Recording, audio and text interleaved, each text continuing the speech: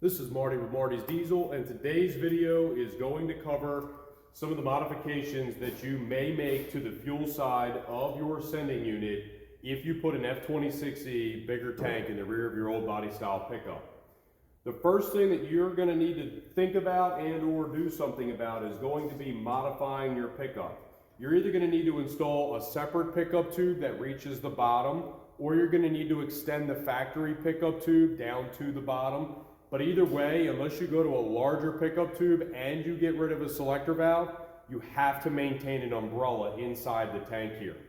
If you do not have a selector valve and you're going straight to a filter on your frame rail, you can then get rid of this. There are people out there that have been lucky and gotten rid of those and been just fine, but that's not been my experience with many of my customers.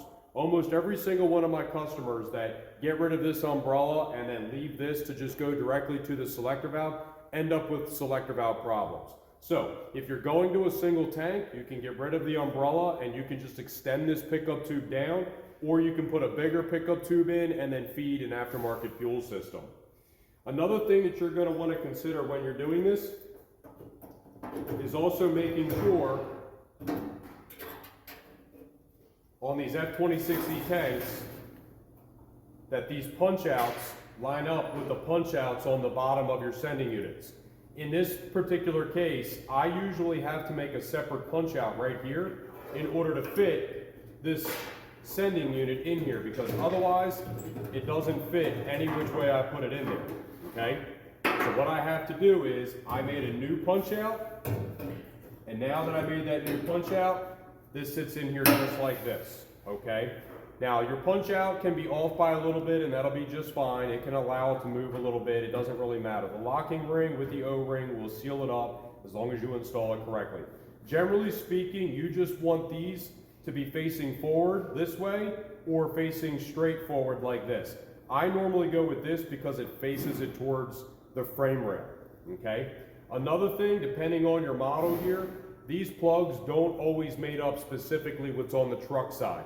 You can either cut the harness off of your old sending unit and splice it onto this one, or you can hardwire this directly to your factory wiring, or you can make a Deutsch connector connection as well. Now this thing has 4 wires on it. You actually don't need all 4 wires. Let me pop this back out and I'll tell you.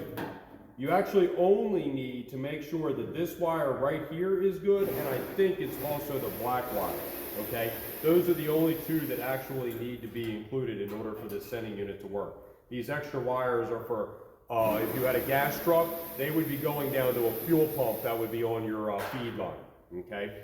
So basically, this video just wanted to, I just wanted to kind of cover what you would have to modify about your sending unit if you were to put an F26E tank into your truck.